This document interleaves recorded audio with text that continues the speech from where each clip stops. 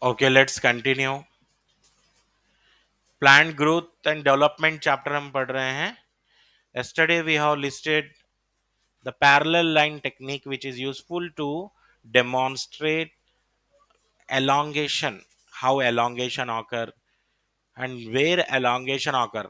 Immediately after seed germination, in the seedling we can clearly see the zone of elongation.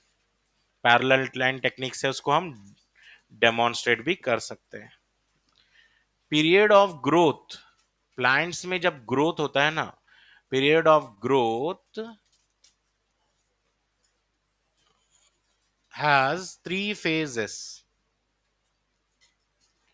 Period of growth has how many phases? Three phases. जब भी plant में growth हो रहा है तो वहां पर थ्री फेजेस आपको जरूर मिलेंगे. Number one, meristematic meristematic phase,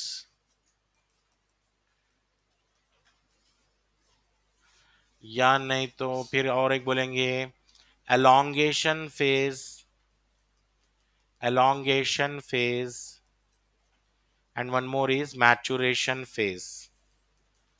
Wherever growth occur in plant, it has three phases. Period of growth divided into three phases: meristematic phase, elongation phase, and maturation phase. Say for example, if we take a root tip, say for example this is root tip. The root tip is having meristematic phase, first one, elongation phase, and the maturation phase, ये third one. ये first है, ये second है, ये third है suppose. तो ये root में भी ऐसा है, ये मेरिस्टेमेटिक जोन फर्स्ट यहां मिलेगा, ये एलोंगेशन फेज थोड़ा सा ऊपर, मैचुरेशन फेज और ऊपर. क्लियर है? क्लियर. तो थ्री फेजेस हैं ग्रोथ में. सो हर फेज के कैरेक्टर हैं. मेरिस्टेमेटिक सेल्स जो होते हैं, मेरिस्टेमेटिक सेल्स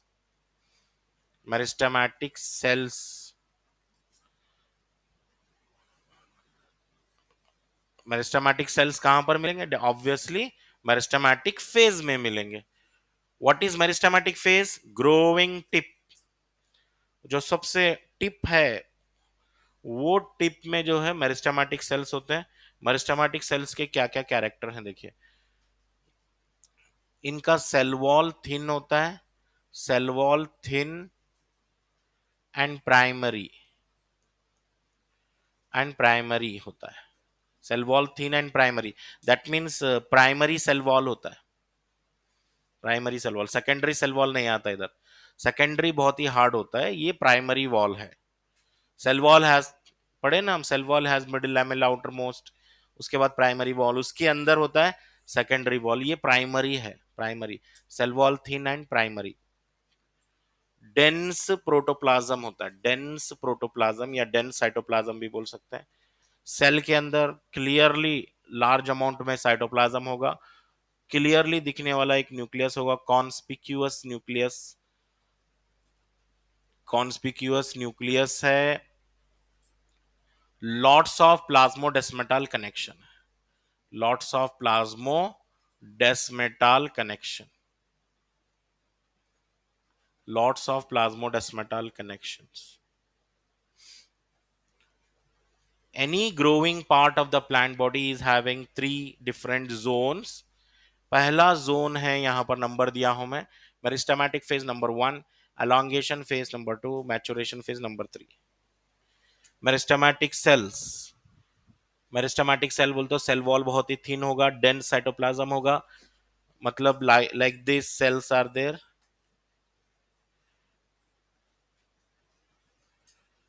क्लियरली उसमें थोड़ा लार्ज न्यूक्लियस दिखेगा, क्लियरली लार्ज न्यूक्लियस दिखेगा. This is the character of meristematic cell.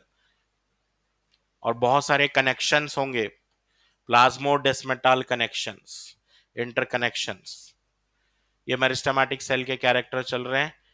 Keep on dividing, ये बात क्लियर है, कीप ऑन डिवाइडिंग, ये कंटिन्यूअसली डिवाइड हो रहे हैं, keep on dividing meristematic cells. अब आइए एलोंगेशन फेज में आए। एलोंगेशन फेज में हम क्या याद रखना चाहिए? एलोंगेशन फेज में सेल्स शोज वैक्यूलेशन। वैक्यूलेशन मतलब large vacuole formation. What is वैक्यूलेशन?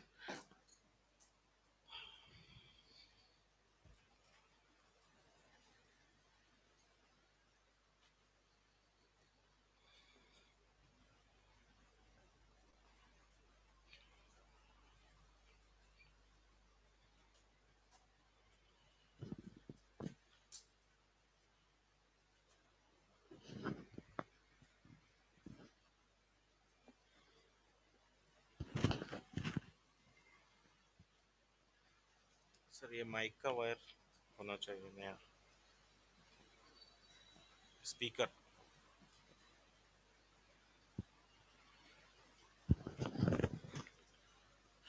Elongation clear है वॉइस लास्ट तक?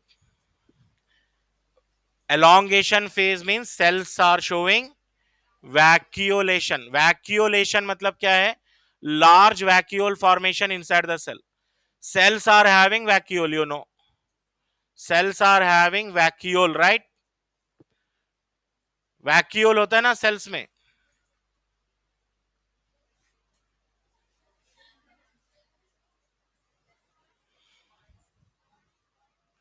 ब्रेक हो गया वो। elongation phase मतलब क्या है? Cell show वैक्यूलेशन। वैक्यूलेशन मतलब लार्ज वैक्यूल फॉर्मेशन सेल में। cells are turgid,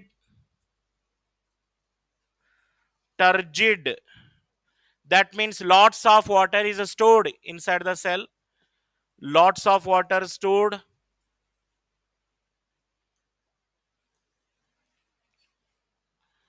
lots of water stored inside the cell।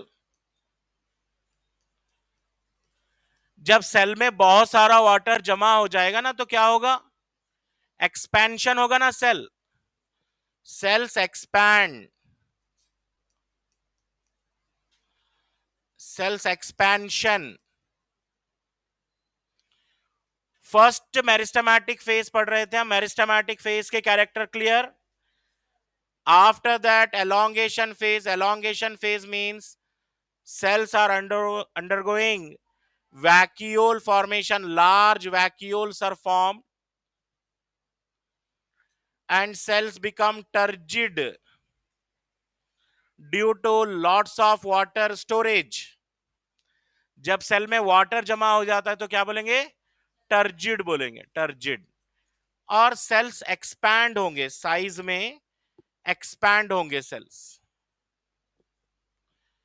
Then finally going to maturation phase.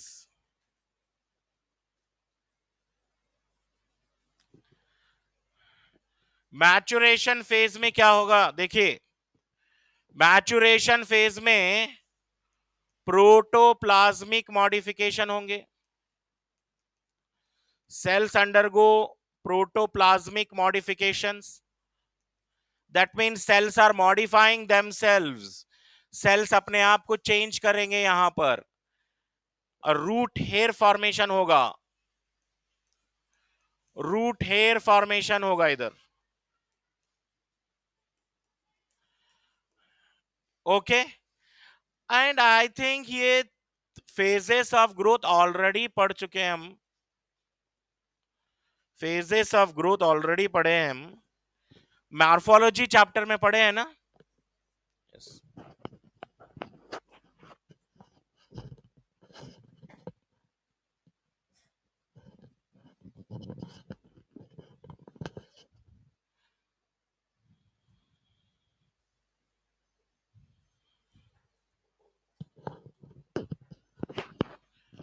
In morphology chapter also we discuss this regions of root पढ़े हैं हम morphology chapter में भी। Anyhow फिर एक बार यहां पर आया था, सारे कैरेक्टर क्लियर हो गए आपको। मेरिस्टेमेटिक सेल्स कैसे हैं, मेरिस्टेमेटिक सेल्स के कैरेक्टर, एलोंगेशन फेज में क्या हो रहा है, मैचुरेशन फेज कहां हो रहा है, ठीक है। एक और क्वेश्चन होता है जहां पे स्टूडेंट कंफ्यूज हो सकते हैं, name the region, name the region present proximal to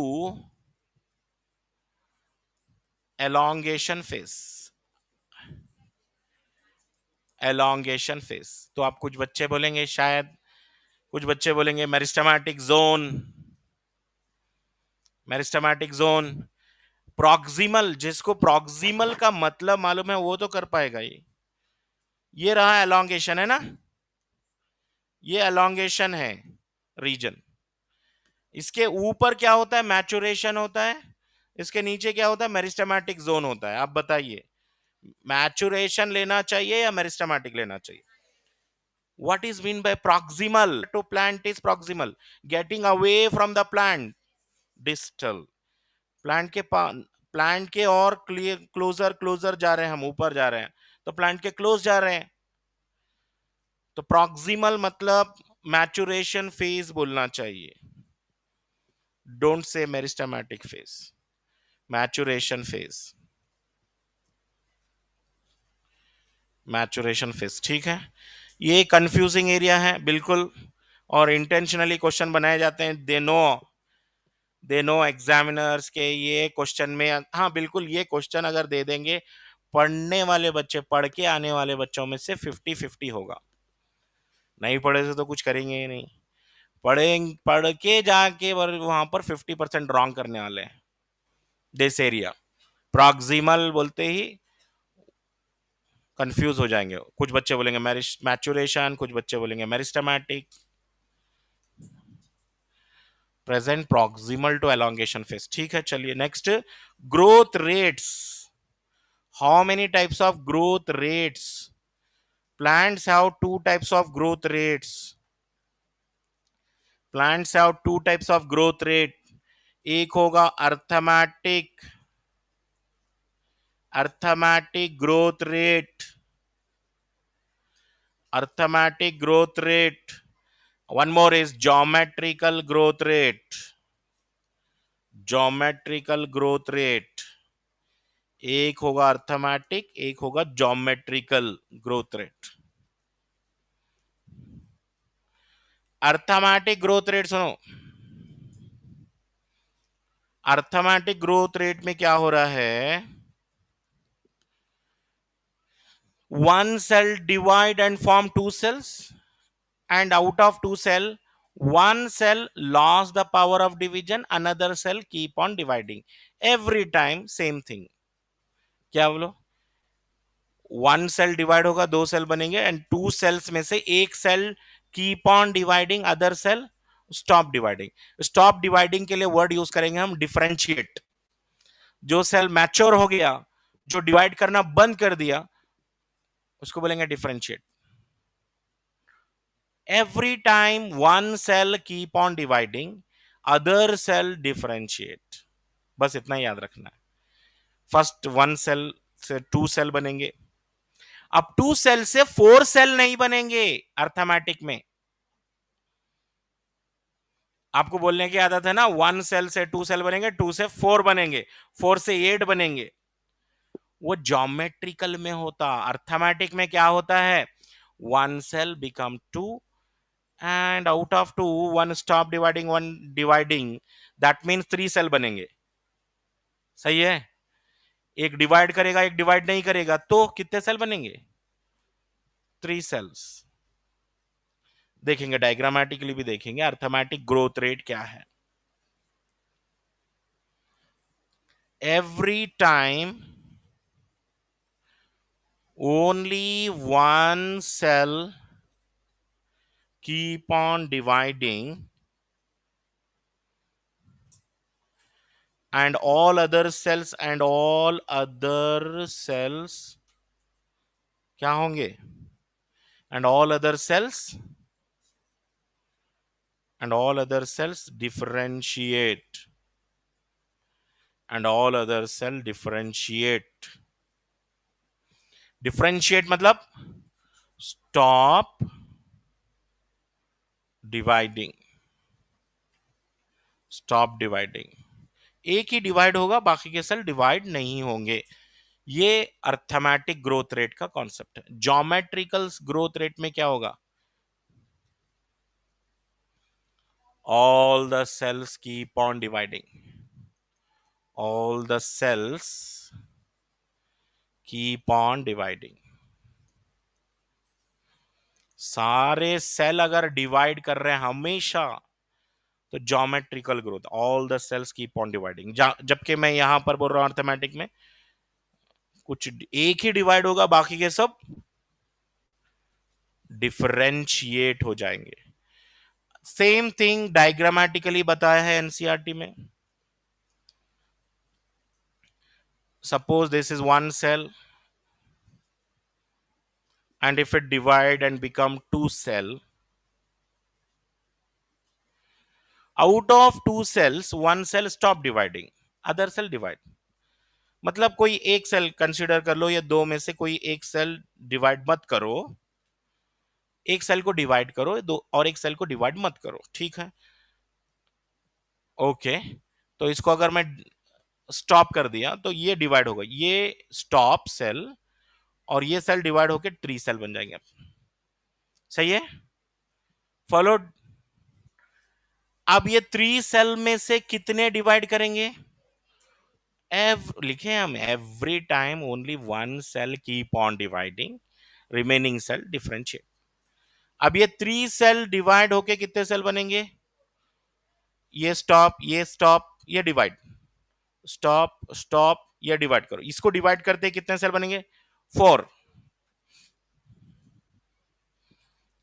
अब ऐसे डबल करते चले जाइए. ये अर्थमेटिक है, this is arithmetic growth rate. यहीं पे ज्योमेट्रिकल ग्रोथ रेट भी ड्रॉ करेंगे.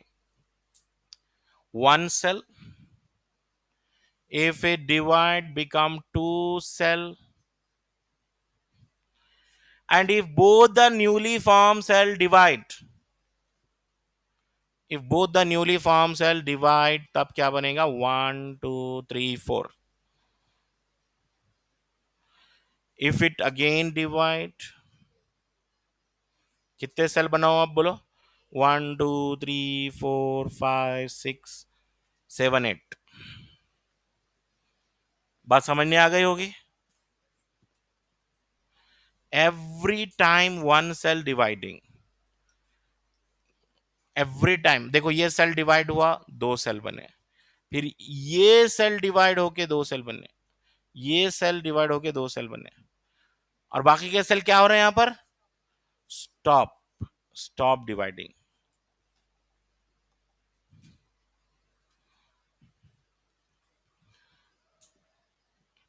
इसी को कुछ पूछना है? अर्थमेटिक ज्योमेट्रिकल ग्रोथ रेट में कोई डाउट है? ये कौन सा है? ये अर्थमेटिक बोल के लिख दीजिए साइड में, और यहां पे लिख दीजिए ज्योमेट्रिकल. ठीक है, ज्योमेट्रिकल. तो डेफिनेटली आपके माइंड में क्वेश्चन आएगा कि प्लांट में अर्थमेटिक कब होगा, ज्योमेट्रिकल कब होगा? अर्थमेटिक कब होगा, ज्योमेट्रिकल कब होगा बोल के क्वेश्चन आएगा माइंड में. ठीक है, तो उसको समझने के लिए, अर्थमेटिक और ज्योमेट्रिकल को समझने के लिए यहां पर एक फर्स्ट डायग्राम अर्थमेटिक, फिर ज्योमेट्रिकल. अब देखिए जाइगोट है. Zygote you know all, zygote first cell formed in the life cycle of a sexually reproducing organism. पहला सेल जो होता है जाइगोट, वो जाइगोट डिवाइड होता है. ये जाइगोट डिवाइड हो गया, जाइगोट डिवाइडेड. अब ये जाइगोट डिवाइड हो गया. अब ये जाइगोट डिवाइड होने के बाद क्या होगा? फर्दर और डिविजन्स होंगे, 4 सेल बनेंगे, और डिवीजन होंगे. करेक्ट है? 2 सेल, फिर 4 सेल, फिर कितने सेल? 8 सेल. तो ये सारे ग्रोथ को क्या बोलेंगे हम? ये ज्योमेट्रिकल ग्रोथ। मतलब बताया गया प्लांट में स्टार्टिंग में ज्योमेट्रिकल ग्रोथ होता है, प्लांट में स्टार्टिंग में ज्योमेट्रिकल होता है। से for example zygote, zygote undergo geometrical growth, geometrical growth. Later on ये ज्योमेट्रिकल ग्रोथ आगे जाके क्या होने वाला है? अब ये ज्योमेट्रिकल ग्रोथ स्टॉप हो जाएगा and plant start getting shape, plant को एक शेप आएगा, राइट? स्टेम आएगा, रूट आएगा, लीफ आएगा, यहां पर ऊपर कुछ सेल्स रहेंगे और नीचे कुछ सेल रहेंगे। फॉर एग्जाम्पल सेल्स डिवाइडिंग, और ये कौन से सेल्स हैं? Cells lost the power of division. हमेशा सेल में डिवीजन का पावर नहीं रहता, कुछ टाइम के बाद जो है सेल में डिवीजन पावर खत्म हो जाता है। ठीक है, एक बार एनसीईआरटी ओपन कीजिए and what do you call this phase? ये फेज को हम क्या बोलेंगे? अर्थमेटिक बोलूं या ज्योमेट्रिकल बोलूं? अर्थमेटिक बोलेंगे ना इसको, क्योंकि कुछ डिवाइड कर रहे हैं कुछ डिवाइड नहीं कर रहे, तो इसको अर्थमेटिक ही बोलना पड़ेगा मुझे। ये अर्थमेटिक फेज मतलब ये बोलना था plant follows first geometrical phase then later on arithmetic phase during growth.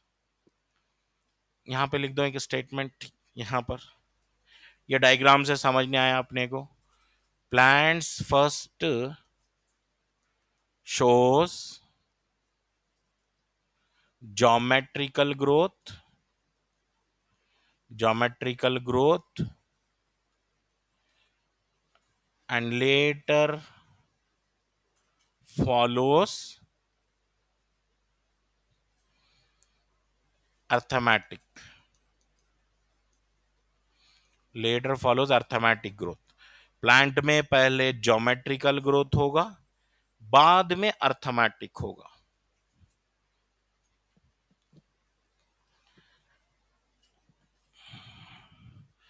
अब मुझे एक आंसर दीजिए आप। To produce 4 cells by arithmetic division, to produce 4 cells by arithmetic division, how many mitosis occur? First mitosis हुआ, arithmetic की बात कर रहा हूं मैं, अर्थमेटिक की बात कर रहा हूं। फर्स्ट माइटोसिस हुआ, 2 सेल बने। सेकंड माइटोसिस हुआ, 3 सेल बनेंगे। और एक माइटोसिस होगा, 4 सेल बनेंगे। तो 3 माइटोसिस। एक कंफ्यूजिंग क्वेश्चन है, मे भी कुछ बच्चों को डाउट भी आया होगा। क्वेश्चन सेल साइकिल चैप्टर में हम एक क्वेश्चन करे थे, to produce 128 cell how many mitosis occur. Same वही क्वेश्चन लिखते हैं हम अब की बार, how many mitotic division occur, division occur to produce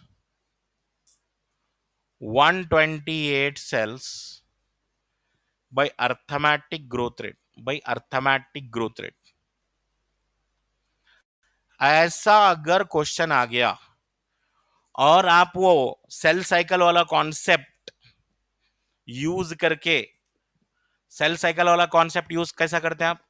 first mitosis हुआ, 2 सेल बनते हैं। सेकंड माइटोसिस हुआ, 4 cell, 8 cell, 16 cell, 32 cell, 64 cell, 128 cell.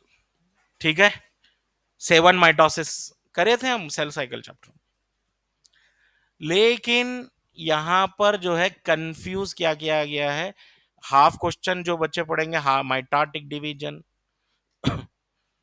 वो तो वही मेथड से करेंगे, वो सेल साइकिल वाले मेथड से।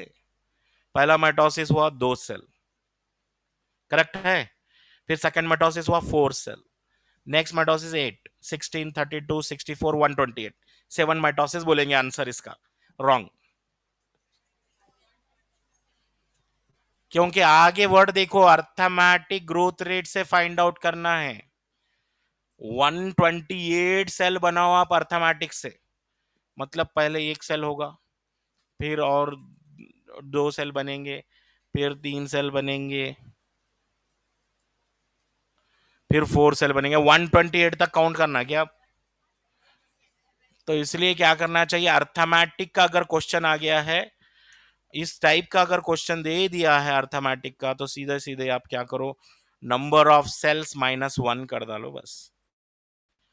नंबर ऑफ सेल्स -1 कर दो। इसलिए मैं एग्जांपल दिया था, 4 सेल बनाने के लिए कितने अर्थमेटिक डिवीजन, आप ही बोले 4 सेल बनाने के लिए तो कर सकते हैं हम, 4 सेल के लिए कर सकते हैं ना अर्थमेटिक। ये फर्स्ट, ये डिवाइड हुआ, 2 सेल बने, अब ये 3 बन जाएंगे, फिर ये 4 बन जाएंगे। 4 सेल बनाने के लिए कितने माइटोस अर्थमेटिक हुए, 1 2 3 हुए। 4 सेल बनाने के लिए 3, इसका मतलब 128 सेल बनाने के लिए 127। ठीक है, बिल्कुल वो भी करेक्ट है question. 7 mitotic division are required. Cell cycle chapter में जो लिखे हम, वो क्वेश्चन के अकॉर्डिंग होता है। अगर मैं ये क्वेश्चन में 128 सेल के आगे कुछ नहीं लिखूं, अर्थमेटिक डिवीजन अगर मैं नहीं लिखा सपोज, तब इसका आंसर वही करना चाहिए, 7 माइटोटिक डिविजन। बात समझ रहे हैं आप? फॉलोइंग। चलो नेक्स्ट। अब एक ग्राफ ग्राफ ड्रॉ करो आप, time versus height of the plant with an initial height, से फॉर एग्जांपल कुछ हाइट है, यहां पर कुछ हाइट है ऑलरेडी, इनिशियल हाइट है, तो विथ रेस्पेक्ट टू टाइम किस टाइप का कर्व आएगा यहां पर?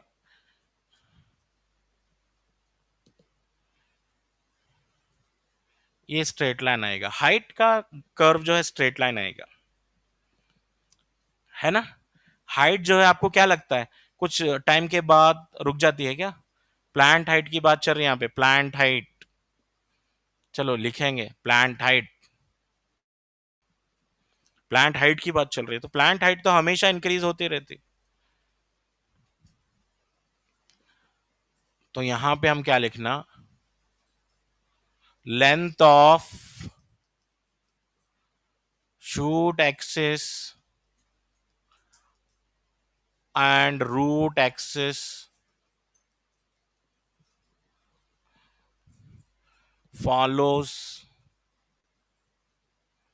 arithmetic growth, arithmetic growth pattern, arithmetic growth pattern से ग्रोथ होते रहेगा, कंटिन्यूअसली होते रहेगा, and it gives straight line, and it gives a straight line. इसका इक्वेशन क्या होगा, equation L T equal to L naught plus R T बोलेंगे इसको। लीनियर कर्व कब आएगी, पहली बात क्वेश्चन ये है, लीनियर कब आएगा, लीनियर ग्रोथ कब होगा प्लांट में, एक क्वेश्चन ये है। और इसका इक्वेशन क्या आएगा, लीनियर कर्व कब आएगा, प्लांट हाइट के लिए लीनियर आएगा, समझ गए। तो what is L T, L T लिखिए, growth after time T, growth after time T, L naught, what is L naught, initial size, और आर क्या है, ग्रोथ रेट, ग्रोथ रेट बोलो, या इसको हम एफिशिएंसी इंडेक्स भी बोल सकते हैं। How much new plant material is formed in A given period of time, कितना प्लांट मटेरियल बना, new new plant material, new sales कितने ऐड हुए, टिश्यूज कितने ऐड हुए, उसको आर से रिप्रेजेंट करेंगे, टी फॉर टाइम है।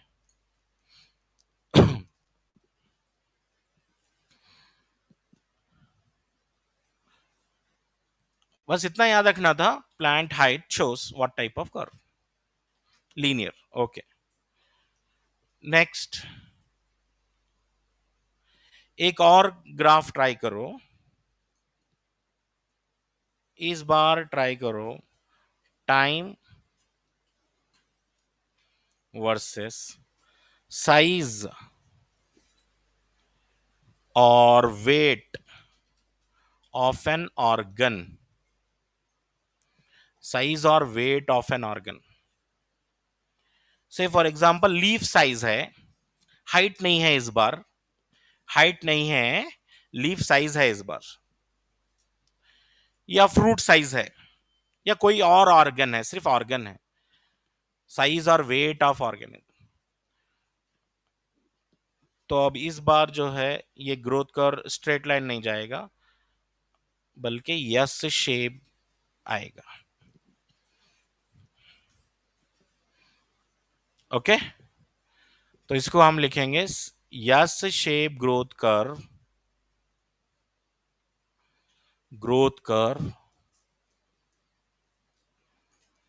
is called sigmoid growth curve,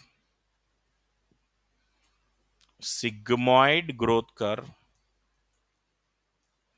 sigmoid growth curve, and it is typical, and is typical growth curve, मतलब most of the time ऐसे ही होगा ग्रोथ, टिपिकल है ये, typical, and it is typical growth curve, shows what are the phases, shows initial slow growth, initial slow growth, lag phase, lag, initial slow growth, lag phase, initial slow growth, lag phase, and then fast growth, fast growth को क्या बोलेंगे, log phase, और exponential phase बोले इसको, exponential phase, and finally growth stop, finally growth stops, called, जब growth stop हो जाएगा तो क्या बोलेंगे, stationary phase, stationary phase, finally growth stop called stationary phase, पहले स्लो ग्रोथ हुआ, फिर फास्ट ग्रोथ हुआ, एंड फाइनली स्टॉप हो गया। तो मतलब ये था स्टार्टिंग लैग, ये था लॉग, और जब स्टॉप हो गया है ये स्टेशनरी।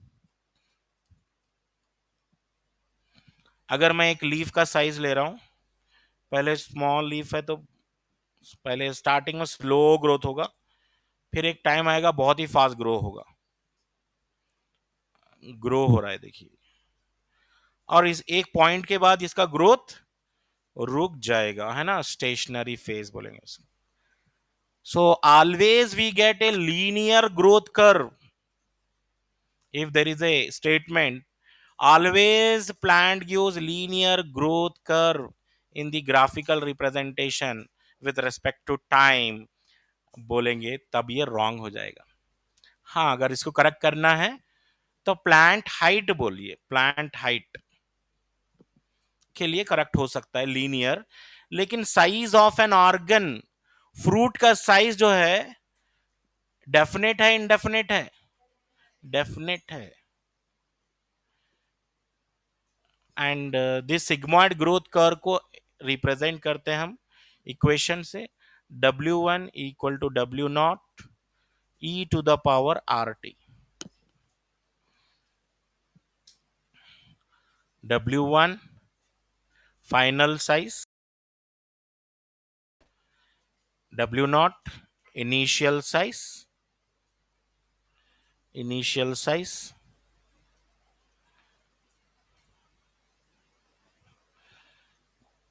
E क्या है?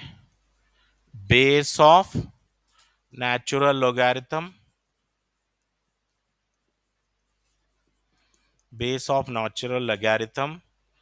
R और T क्या है? ये ग्रोथ रेट है,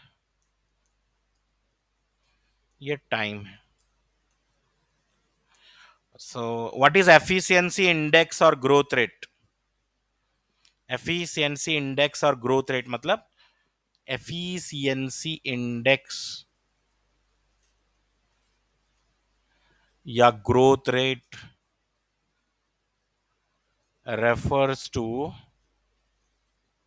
refers to formation of new plant material. कुछ भी बना होगा प्लांट में, लीफ बना होगा, टिश्यू बना होगा, फ्रूट बना होगा, जो भी बना होगा, that is called efficiency index. उसी को बोल रहे हैं हम एफिशिएंसी इंडेक्स, एफिशिएंसी इंडेक्स बोले इसी।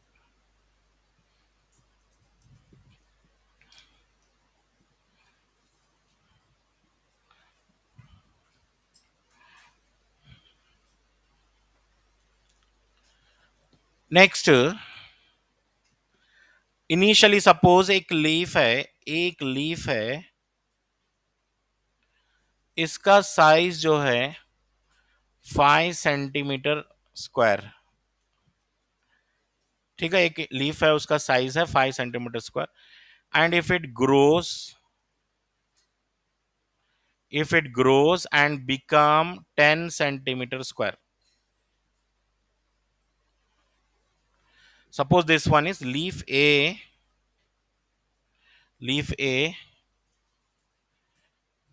ये लीफ A है,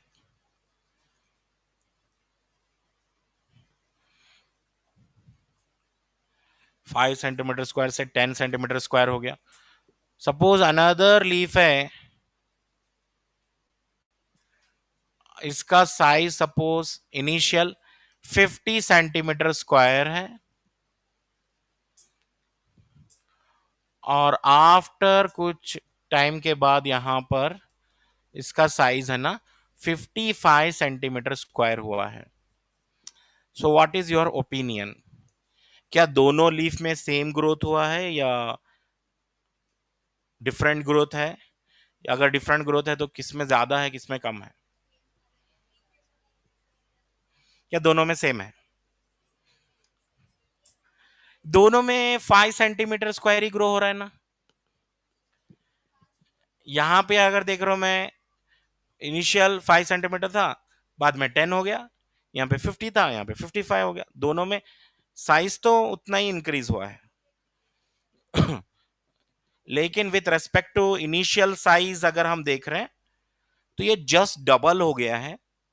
इनिशियल साइज 5 था, डबल हो गया है, 10 हो गया है। इसका मतलब है इसमें 100% ग्रोथ हुई है। समझ गए? और इसमें इनिशियल 50 था, 5 सेंटीमीटर हुआ, मतलब सिर्फ 10% ग्रोथ हुआ है यहां पर। समझ रहे हैं ना? तो यहां पे दो टर्म आते हैं, what is absolute growth, what is absolute growth, what is absolute growth,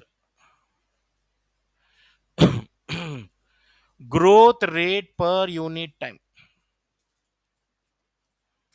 per unit time.